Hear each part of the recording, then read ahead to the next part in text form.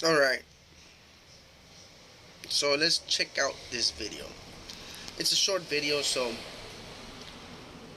I don't want to get to this topic. Homosexuality is not a choice. So why does Allah punish the gay community? If you look in the Quran, Allah subhanahu wa ta'ala does not talk about how you feel about somebody else. He specifically talks about people doing certain things. It's the action that matters. So you might have certain feelings, and if you look into the research on this, actually is quite interesting. Most people, and this is something that might come as a shock to a lot of Muslims, most people are actually not exclusively like just hetero or exclusively homosexual. It's a matter of social conditioning, environment, combined with internal inclinations and dispositions. Majority of people are going to be on the spectrum of heterosexual. That's the majority, the overwhelming majority. But social conditioning is very powerful, and it can drive people. If you look into the graphs of how many people per generation, the percentage of the generation that's identifying as LGBTQ, it's just like rising up and up and up and up. And the question you should ask yourself is, wait a minute, humans have been around for like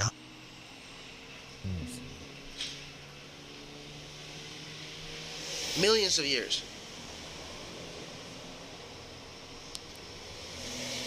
this is a very rapid change in the way that they supposedly are inclining and feeling with something so fundamental as reproduction. Because like it or not, a homosexual cannot procreate in a homosexual relationship. The fact that we have some technologies nowadays that allow us to do certain things outside of normal cohabitation between the male and the female does not negate that. So the question you should ask then is, okay, wait a minute. Allah created us, yeah, we have some feelings, but am I being punished for that? Or is there something the society is doing? Or what's happening? You have to engage with this at a little bit of a deeper level. So the Quran never punishes people for feeling a particular way. It's always about acting in a way that is contrary to what Allah subhanahu wa ta'ala and His Messenger sallallahu alaihi wasallam commanded. Yeah, man. Check this out.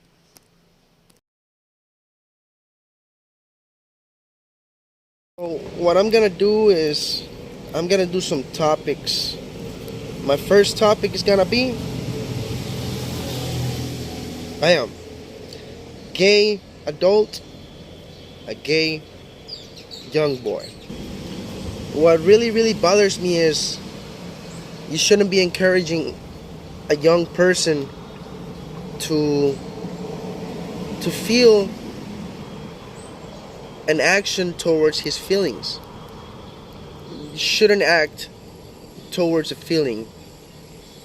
Actions on a young person, they are immature, they're innocent, they don't know yet. And if you think that they know just because they act a little feminine, or the girl, she acts a little manly, well, you should see who she's hanging out with, because how are they gonna act how they act if they are not copying? How do they act like a female if they're boys?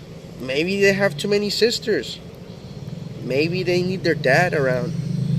So a homosexual adult should not be encouraging a young person anything that has to do with homosexuality, or even encourage them to feel okay with that. If you are gay, if you're a homosexual person, don't tell a kid it's okay if you feel gay. They don't know what being gay is yet. They haven't been through the sexual activities like adults have been through.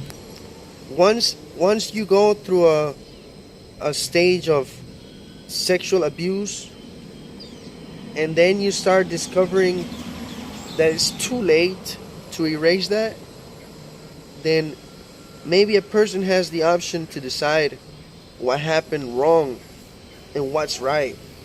But that person definitely should know what was done to them by the same gender was wrong, and that person is wrong.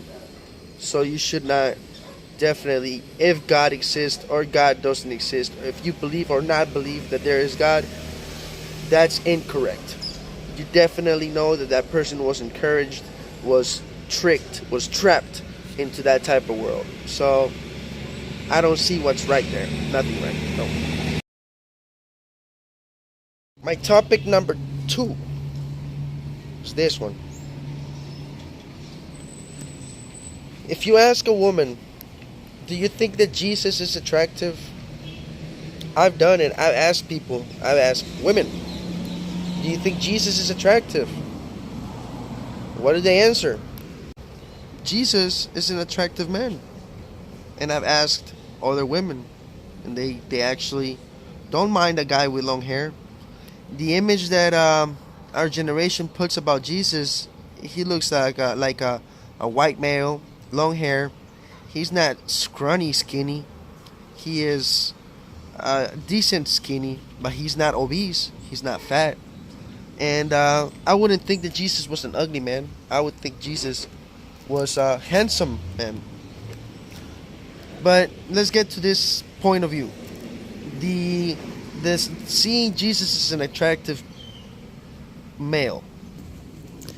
If women says, yeah, either way, there are men with long hair nowadays, with a beard, a mustache, goatee, long goatee, full beard,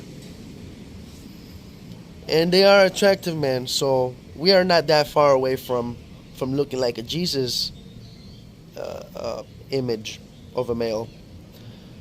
But what happens when you ask a homosexual male, do you think Jesus is attractive? That's where the wrong thing happens. That's where I really don't agree. For another man to say, yeah, Jesus is attractive, oh my God.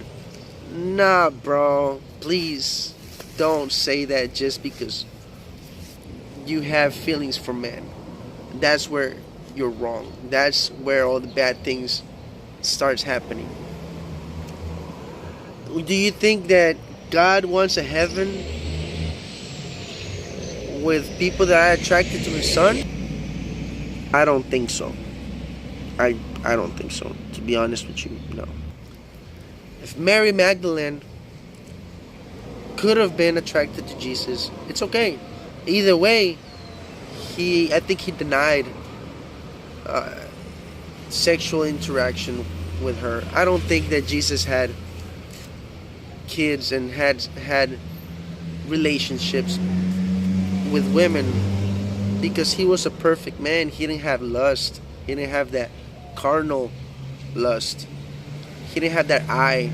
He was a sinless person, and I think sexuality is a sin if it's not through marriage. I personally, I'm guilty. I was intimate with women before my marriage, but my son was within the marriage. Consummated, if that's the word. Sorry if that's not the word. But that's my point of view, first of all. Seeing Jesus attractive and you are a gay person, no. Between women, I don't see a big mistake there because Jesus was not a woman. But if you don't like Jesus, then it's okay also. But where it's wrong is between man and man, and I think that's a little nasty. Yeah, me personally, sorry man, I gotta say that. Yeah.